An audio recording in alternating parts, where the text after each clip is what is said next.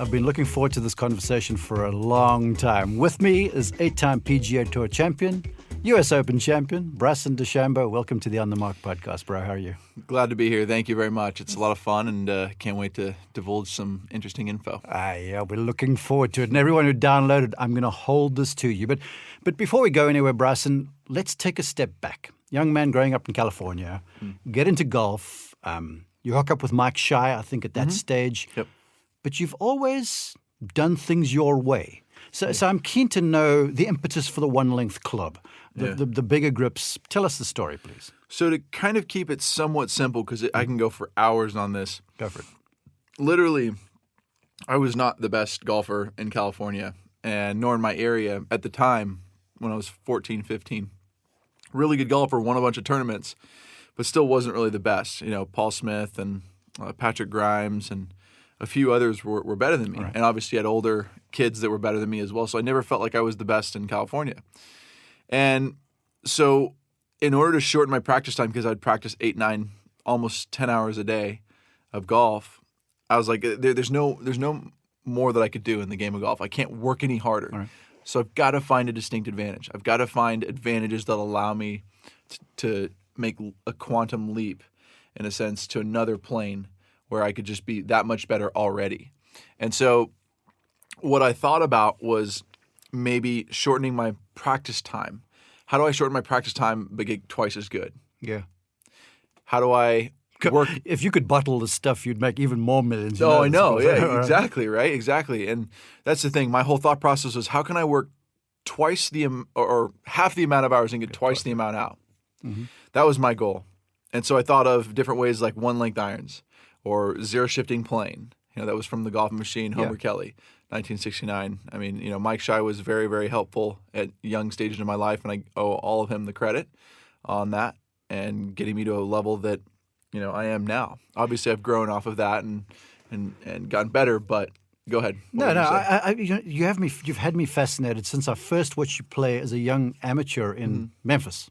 Oh, yeah. I was on the radio crew That's then. right. And I just want to know the mindset of thinking that far outside the box, because the folks listening to this, they've all been good golfers. They all want to get better. Mm-hmm. But you're like, I'm prepared to go to one-length irons, same lies, just varying lofts. So I'll give you a good little insight into how I work. Excuse me. I literally will go down any road possible to get better, but I always have a baseline. And I've got a rope attached to me, so when I go down rabbit holes, I'm able to get pulled out. Who's got the other end of the rope? Well, you know, it's numerous people. It's my brain as well. So I've got a great crew around me. You know, Chris has been helping me a lot now. Ziegler, my caddy, he's been awesome for me. And then Connor, my manager, and Brett, Greg Roscoff, MAT specialist. He created MAT in Denver. And, you know, just a lot of great people around me that have given me pretty sound advice over the course of my years. But initially it was Mike Shy. He'd let me go down any rabbit hole. He didn't care. He was like, you got to try anything, bro. You just go. Just go self-discovery. Yes. Sometimes the best discovery is self-discovery. Yeah. You learn the most from self-discovery. And that's where he wanted me to fail as much as possible, as quickly as possible, so that I could find the most effective path in a quick amount of time. Sometimes it doesn't work for people because they fail enough and they get disincentivized to go forward, but he saw how determined I was, and he knew that nothing was going to stop.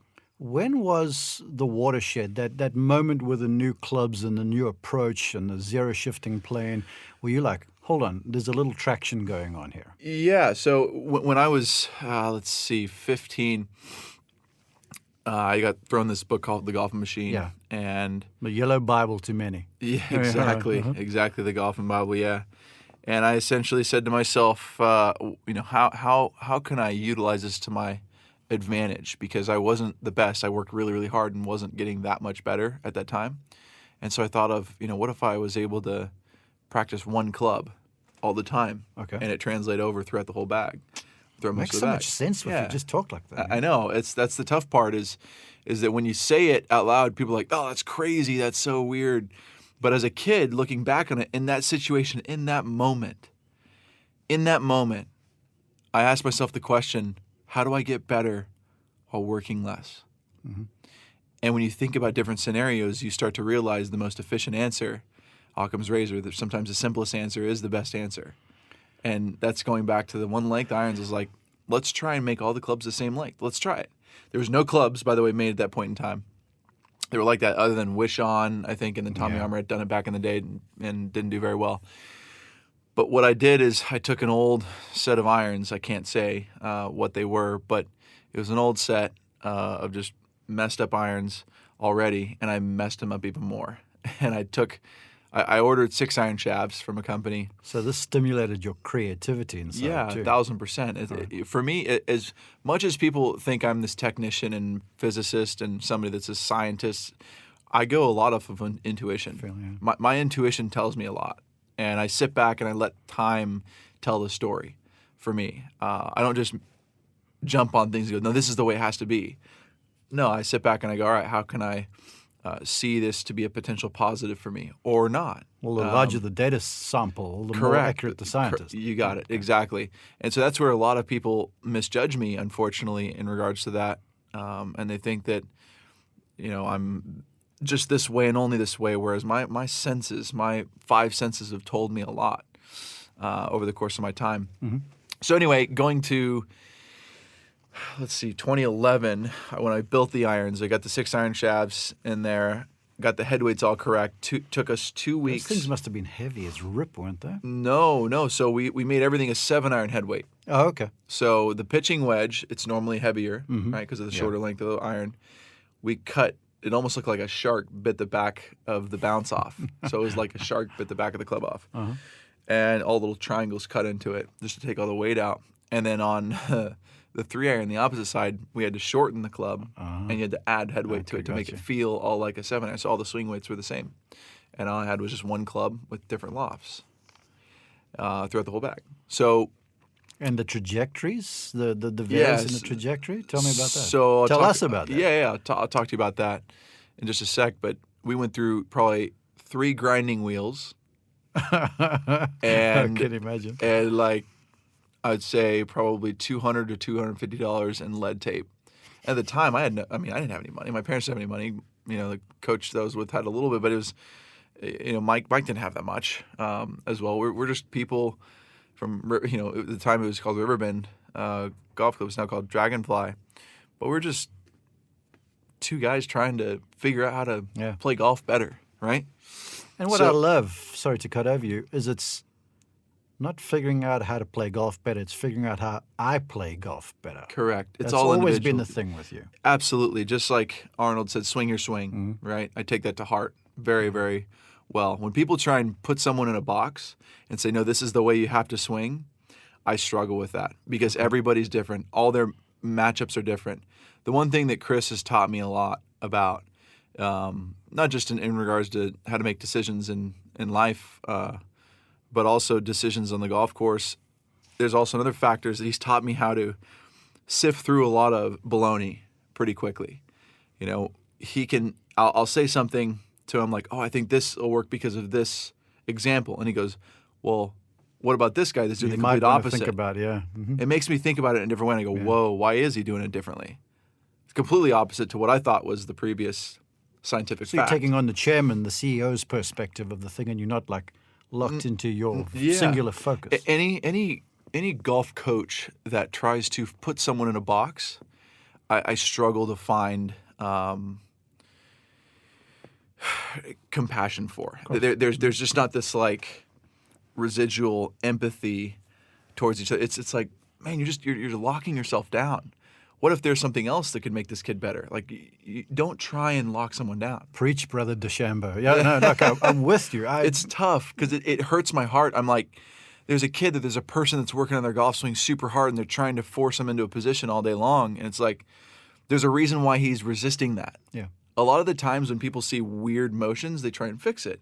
Whereas I embrace it. I go, okay, how can I work the face and path around that, what I would call end range of motion? Yeah, we're getting to that. Okay, for those folks, those end range of motion, we're getting there in a minute. But first, I've got to visit Dallas. California boy, one-length clubs now, having a bit of success. You go to SMU, and you win the NCAAs and the USAM in 1 year. Only 2 tournaments I won that year, by the way. Okay, but the number of guys who've done that are like I know, less it's than a very handful. small, You know, very small. Nicholas Woods, DeChambeau, Ryan Moore. Ryan Moore. And, Okay. And Phil Mickelson. So how much did this set Bryson DeChambeau up for the budding career in the pros? Well, it's my whole life. Okay. I mean, it's set me up for my whole life. Set me up to where I am today. I wouldn't be here without that. I probably would have found a way to get on tour and play well. Because But I you wouldn't- parlayed those starts you got from that into some quick Absolutely success. to where I was able to play and have 7. I think it was 7 starts or whatever. And at RBC Heritage, I finished 4th. Yeah.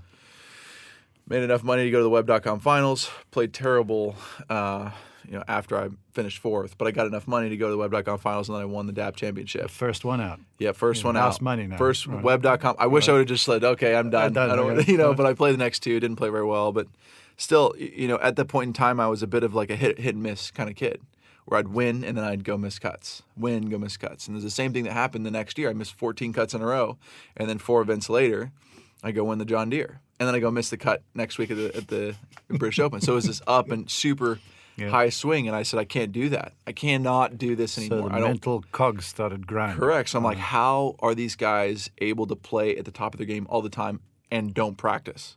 What are they doing? How are they doing that? How are they that repeatable? And it's like nothing to them. They just go out there and hit the ball, not even thinking about it, and it just works for them. Yeah. How's that possible? Whereas I'm grinding for hours and hours trying to think of how to be more consistent, and I'm not anywhere near them. How? So at a certain point in time, I asked the question, I need to revamp my game. I need to reconfigure my game. Just my to put whole some thought time process. context behind this, folks. This is after I won the John Deere. Yes. Yeah, and then a little bit down the track, we're in Las Vegas, fall event. I'm with radio still. Call you. You should final round 64 or something to win. And you were over the moon. I got a cool picture with you. Yeah.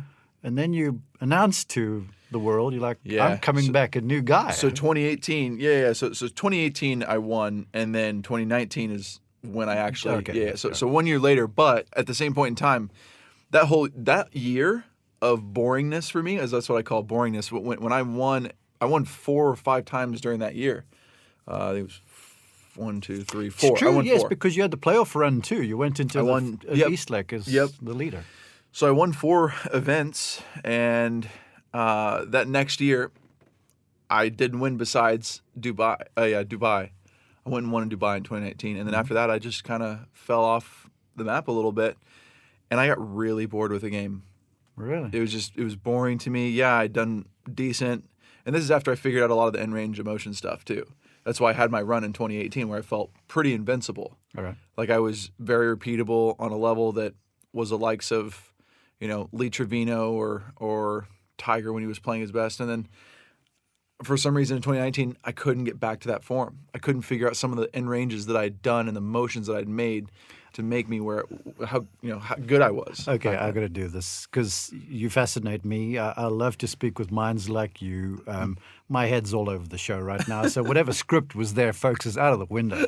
Okay, let's talk about end range of motion because I caught wind of this, and as an instructor, I'm like, yes, So I want you to describe the principle and the elements thereof to the folks. So disclaimer on this: you have to have someone and a trainer that is very well,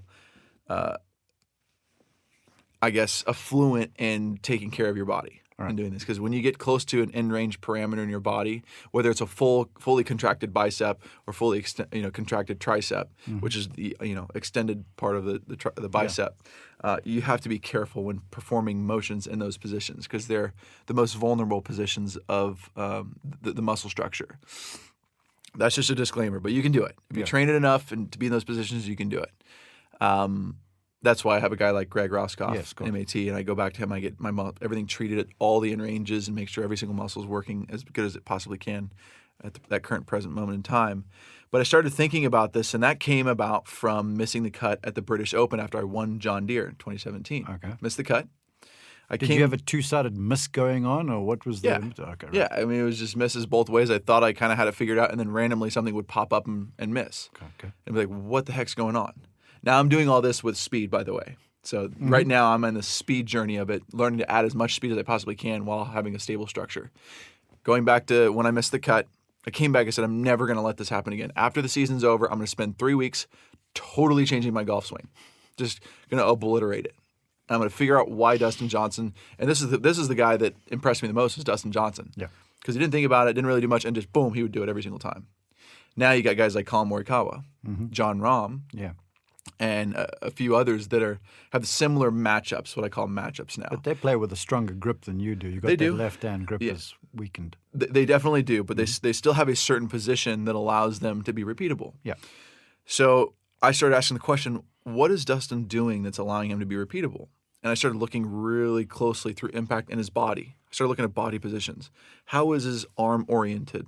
How is Ben Hogan's arm oriented? I started creating correlations between some of the best ball strikers in the world. Probably toss Trevino into that too. Trevino as well. Forearm. Yep. Greg Norman. There's a bunch of great ball strikers that had the similar look through impact with their left arm. And I was like, that's interesting. So maybe if I went fully there and just kind of locked it down. Now, what do I do with this hand? What do I do with the lower segment of the arm? So I got the left upper arm internally rotated. And then I got the left lower arm externally rotated against it, where this was locked, fully internal, fully external. And then I gripped it.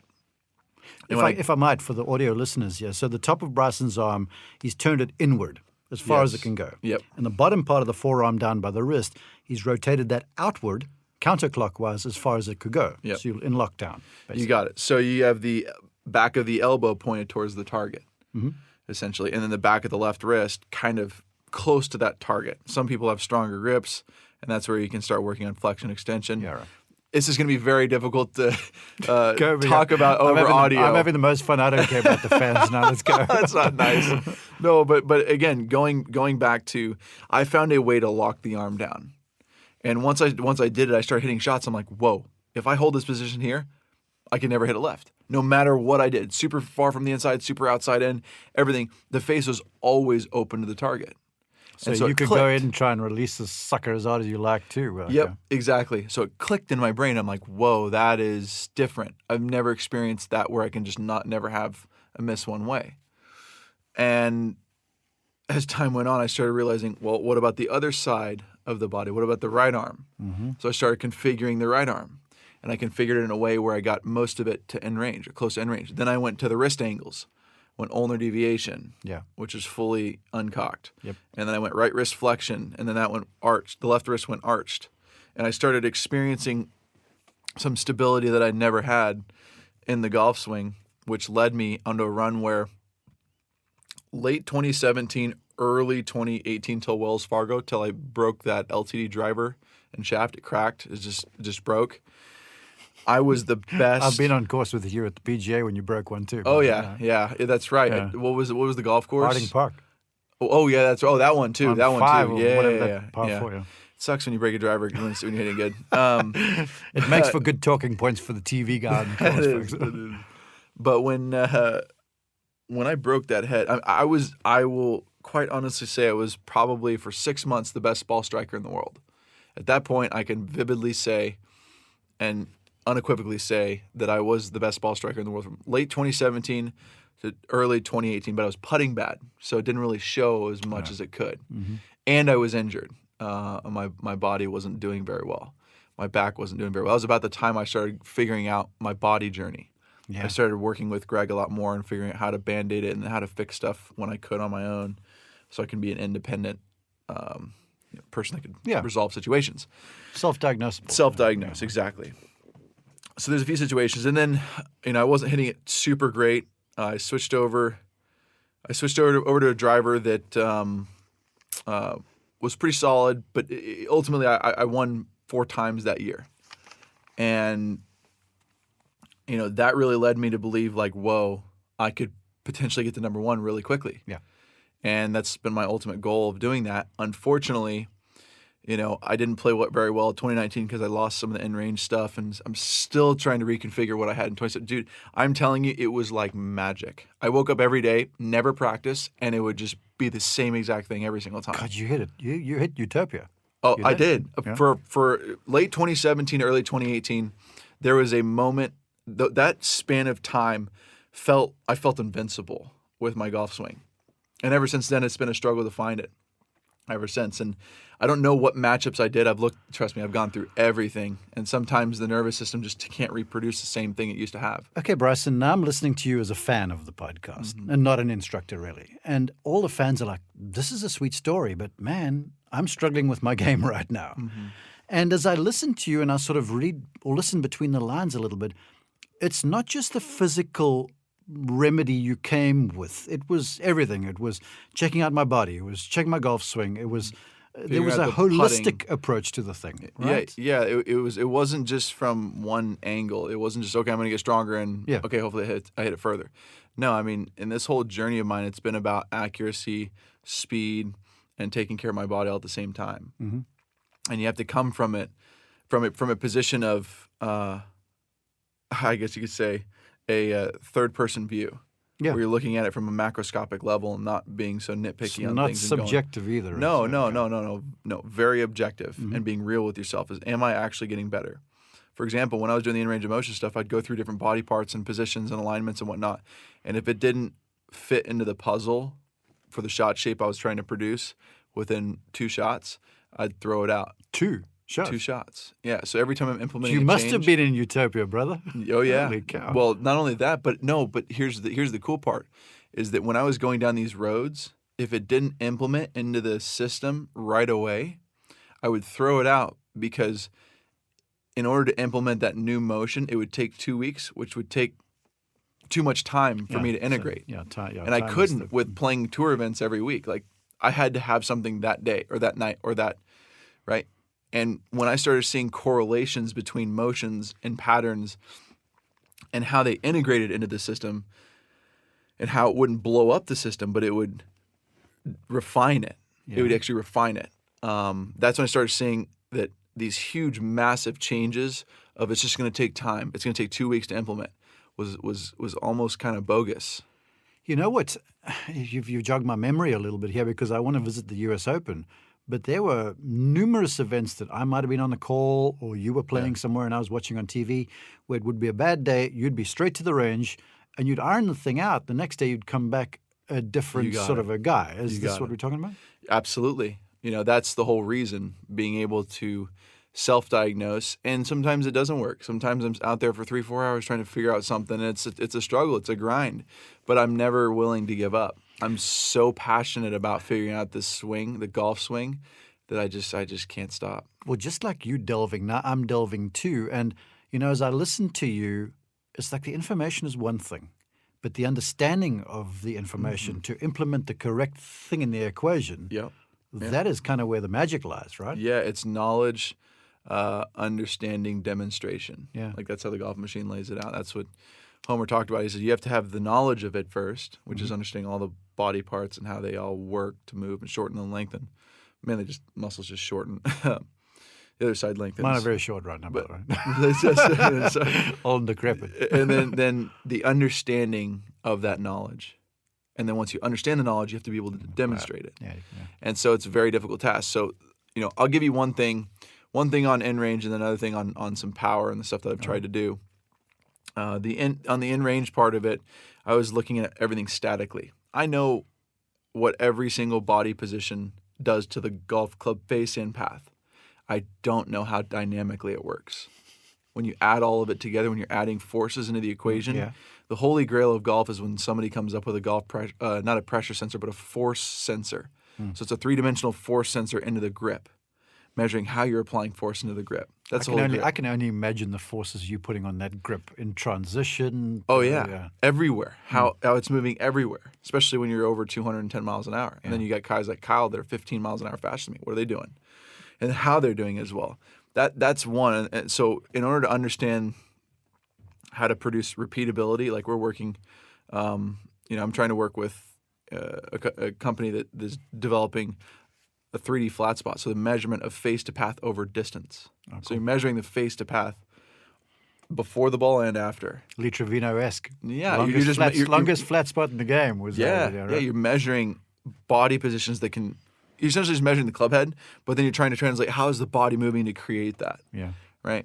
So that's like a repeatability thing. That's the holy grail. So there's 2 things that hasn't been created: the 3D flat spot, and then the force pressure or the force grip sensor has not been developed yet, and that is the holy grail. That literally for golf is the final play, because then we'll understand what everybody does to create motion. Yeah. Which is cool. And then the next thing, just for people that want to know, in this journey of mine from a speed perspective, when I said that in 2019, I mean, when I say something, I mean it. Apparently. Yeah, okay. I know. But I don't take things lightly. Mm-hmm. And when I say it, sometimes it may sound like a brash comment. It's not. It's very well thought out. And I do things for certain reasons because I put a lot of thought behind it. I'm sleepless nights sometimes trying to think of the scenarios and how to play things out. And sometimes it doesn't always work for me. I'm human. I make mistakes, right? But in this speed journey of mine, I definitely had a lot of thought behind it. I've had numerous people, Chris Como and Greg Roscoff behind me, and then people that support me, like my manager and agent, Connor and Brett. And I've had put people around me, some of my best friends around me that have supported me as well. But in the speed journey, I had to learn how to get stronger. Yeah. One, without getting hurt. That's the subset. But is it me? Because I saw you when you reappeared, and I look at you now, and you're like a stronger yet almost slimmed down version of what you are, or am I nuts? No. I gained a lot of fat. Okay. When because I was trying to just get as big as possible so that I could have a more stable base. Oh, so, and mass, I guess, to the equation too, right? You're just adding more normal force to the ground. You're adding just more weight to the ground so that I'm not flying off. Imagine if I was 100 pounds compared to 500 pounds. Well, I can trunk rotate off of 500, being anchored to the ground by 500 pounds compared to being not anchored. You try yourself into orbit. Yeah, you'd be in space. Exactly, right? So that was kind of the thought process. And it worked. I mean, it was great. It got me up to speed, but then I just felt unhealthy. And I had a lot of... tell me off if I'm wrong. No. You weren't well after the November Masters. No. So funny enough, I gave myself a concussion. Oh, okay. I didn't know. I thought it might have been diet. No, Okay. I thought it was. Right. I thought it was. I thought it was vertigo. I thought it was whatever. But Tuesday afternoon, I remember doing something to my head where my head felt off, and I was like, "What happened?" I have no idea what kind of happened. And you got to slow those speed journeys down, bro. I know. Well, but I didn't know how Yeah. to move my body. Okay. I was just forcefully doing it, like me running into a linebacker behemoth, or whatever, yeah. just a behemoth, right? I didn't know how to do it, and if you have better technique with it, you can better control the environment, I guess you could say, so you don't give yourself concussions or whatever. But funny enough, like there's been numerous guys in the long drive PLDA that have literally given themselves concussions because they're swinging so hard. Well, it's where it's been fun for me to watch too, because you've hooked up with Kyle Berkshire, and I want you to build on this in just a little bit. But it looks like the violence to your golf swing has sort of gone away a little bit Yes. with his counsel. It looks like you're generating easier speed than what you were. That's a huge thing. I'm not going to get there yet. Okay, don't worry. Okay. I'll get there in just a second. Let's go to the U.S. Open. Virtuoso, you dominated the course, the field. I had a colleague that called it an inflection point in golf. All right? Yeah. My response was, and I tweeted about this, and it actually got a lot of traction, where I was like, here's the shadow side of stuff. This guy's taken so much headwind from critics on all corners. He's worked hard. The sacrifice behind the scenes, no one will ever know. All people see is what's happening on the camera, et cetera, et cetera. Yep. I want you to talk about that side of the thing, not the glory of lifting the trophy in front of everyone, because no one knows. Yeah, no, it was a lot of hardship. And it's even been more hardship after. I mean, this past year was not easy, dealing with all the media and people and whatnot. And that's been a difficult journey of mine that I've tried to figure out. But behind the scenes, it was a lot of work. It was a lot of hardship. It was a lot of countless hours given up, family time given up, dedicating my life to something that I didn't know was going to be a success at all. I didn't know if getting bigger, stronger was going to make me better or worse. But it was a risk I was willing to take. I knew I had enough time on the PGA Tour to go back to my ways.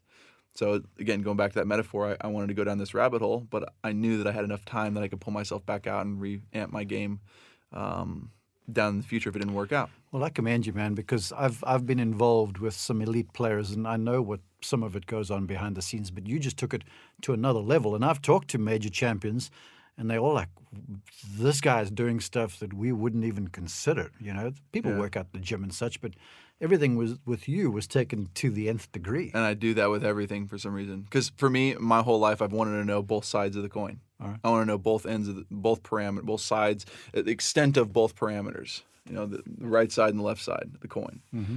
And then from there, I progress in, and I go into the middle. You know, just like I'm doing right now. Want to talk about Kyle, but before we go there, I want to ask you because real quickly, just to interject. Sorry, but I just want to talk about the difficulties of going through the speed training process. I want to ask you, how many balls do you hit in a speed session? Because most folks listening to this probably hit 15, 20 balls, half a bucket, and then they're worn out. Where are you going? Right. Bananas? So we're going. Kyle, I'll tell you this, and Kyle said this before. Leading up to Worlds, he was hitting approximately 600 balls a day with the driver full out, 3 speed training sessions almost every day. How many leaves is he doing? Yeah, well, no, he's a young kid and works out pretty hard and recovers really well because he's the recovery is the big young. deal. Yeah, the recovery is the biggest part of it. But sometimes when you're sore, when your hands are hurting, when your body's hurting, you just got to push through when you're speed training because it's not about training the muscular structure; it's about training the nervous system to fire faster. And so the nervous system is attached to the muscular system, obviously, but it's about it's literally breaking down your CNS and training it to move faster, to go faster, to fire faster. You're essentially just, pumping more. I want your take current. because I've heard it said. I've worked with a number of trainers and such, and they're speed windows that human beings possess, where you must develop speed during those windows. It's like 7 to 9 or 14 to 15. I've heard of that. I've heard of that. You've fired a big hole in that theory. Well, I'm psycho. So Not so much. I'm willing to do things. I mean, yes, there's probably better moments in your body's lifespan that can enhance the ability, but everybody can get faster if they really put their mind to it. You just have to have the right people around. You have to have the right technique. You have to have the right trainers. Again, what I wanted to go through is say there's four things you have to, well, 5, but I say four things you have to do if you want to get faster. One, you got to work out. Yeah. And there's a subset to this where you can't get injured. You've got to learn how to not get injured. Working out, not get injured. 2, you got to learn how to swing the golf club faster without getting injured. Yeah. 3, then you have to learn how to hit straight. That's what I'm going to cut into you. Colonial. Last year, come back from the lockdown, 2020. We're the only show in town. You going along well. They send Dottie out to get you because I was on Morikawa. Mm-hmm. And Dottie, we're in a break. She comes back and she goes, I had no idea how straight this guy hits it as hard as what he's hitting it. Yeah. Yeah. And that's a lot of the in-range motion stuff. Yeah. So I built a golf swing to go straight first, hit it as straight as possible.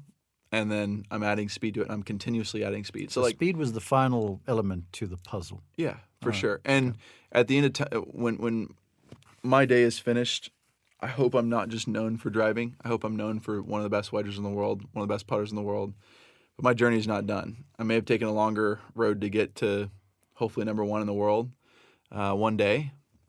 But at a certain point in time, when you keep adding all the statistical advantages that I hope to be producing, there's going to be just a domino effect of the statistics finally playing itself out. Yeah. I mean, there's a reason why I've hit it. I continue to try and keep hitting it so far. There's a reason why I'm doing what I'm doing in putting. There's a reason why. I mean, even last week, or even the last event I played, the Hero, my wedging was better. The third round it wasn't great, but the other 3 days, the best wedging I've had in my entire career. And it's just because, and that's while gaining probably 3 or 4 miles an hour in ball speed. Yeah. And the reason is because I've figured some stuff out with it. So I'm continuing to develop my game behind the scenes where I don't showcase it, but it's because I don't want to showcase it.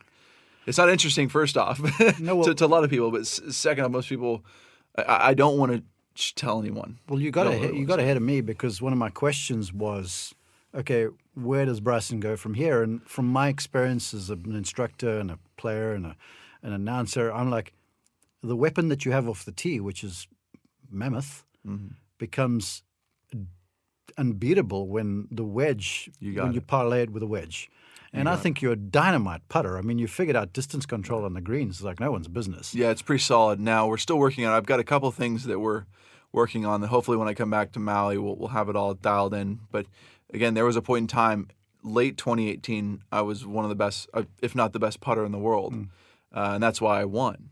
So I paired decent you driving. made a putt, big eye, at Jack's place. Down the hill, Yep, that thing right was to left. hard. Yeah. And fast, and that dripped in with perfect speed over there. I mean, Yeah, I learned how to control. That was when I started learning how to control speed on a whole nother level.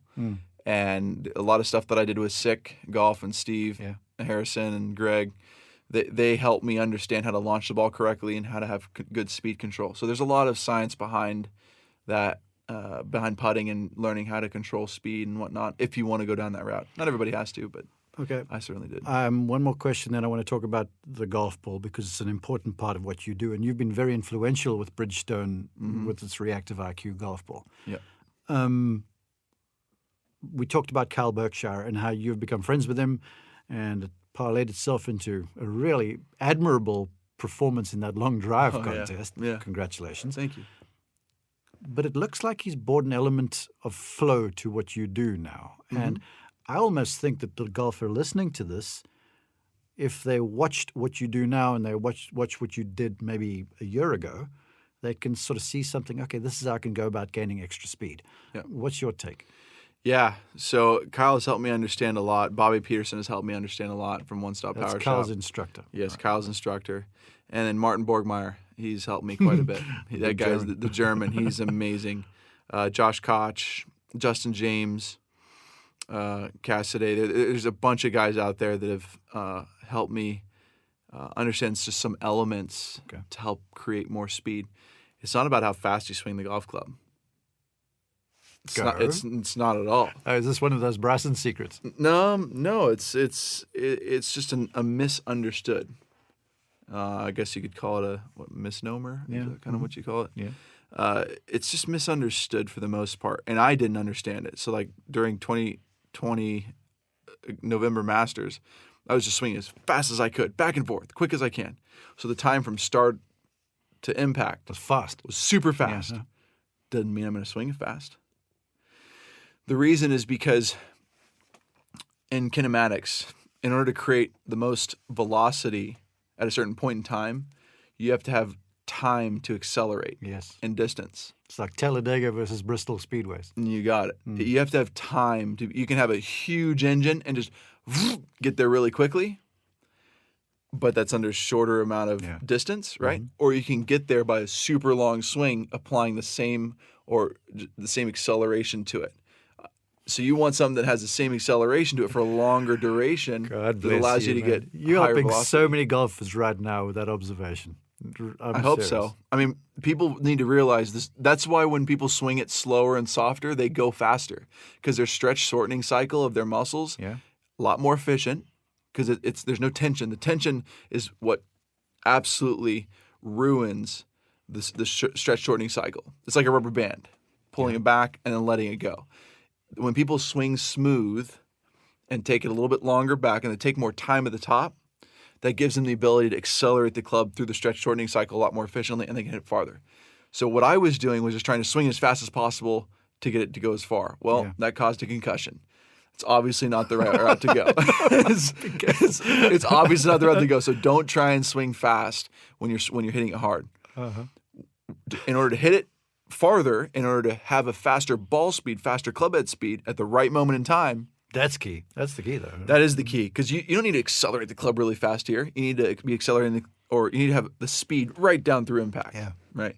So in order to produce more speed at the ball, you have to take a longer, softer, wider swing.